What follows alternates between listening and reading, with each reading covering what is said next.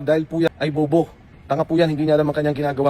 Dahilan kung bakit kailangan natin magkaso. May lihim na daanan na nag-uugnay ng KTV at hotel.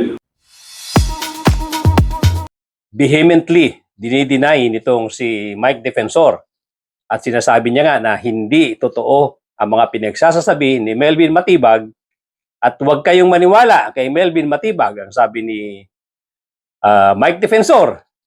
At sabi niya, ito raw si Melvin Matibag ay bobo. Ad hominem na ang ginagawa nitong si Mike Defensor. Huwag po kayong maniniwala kay Attorney Melvin Matibag dahil po yan ay bobo.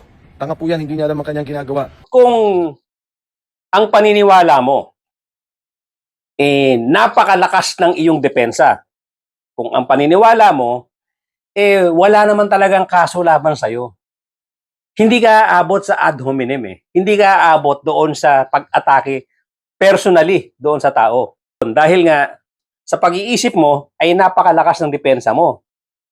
Marami ka namang pambayad sa abogado. Kayang-kaya kang idepensa ng mga lawyers mo. Napakayaman mo, Mike Defensor.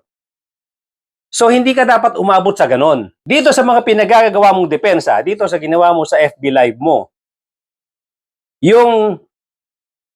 yung sa pakiramdam mo, nakokontra mo yung ebidensya o nakokontra mo yung mga pinagsasasabi nitong si Melvin Matibag, walang nangyayari.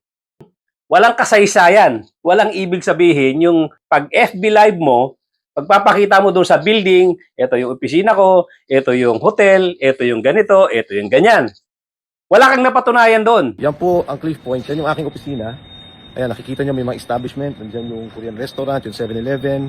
Andito po yung may studio dyan, may office sa taas. Walang pagkakaiba, yung style na ganyan walang pagkakaiba doon sa ginagawa niyong pagpe-present nung 18 kargador ng maleta.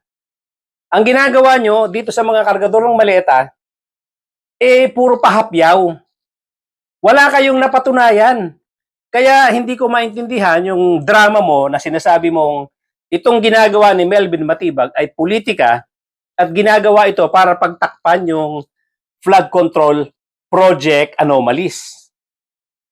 Ganyan yung drama nyo. Parehong-pareho kayo ni Marcoleta, nila attorney Baligod. Ganyan yung mga pinagsasabi nyo. Pero hindi nyo nakikita yung mga sarili nyo na nagmumukha kayong tanga doon sa mga ginagawa nyong presentation ng 18 Maleta Boys na yan. Nagmumukha kayong tanga. Bakit kayo nagmumukhang tanga? Dahil nga, laban bawi ang ginagawa ng mga 18 Maleta Boys na yan.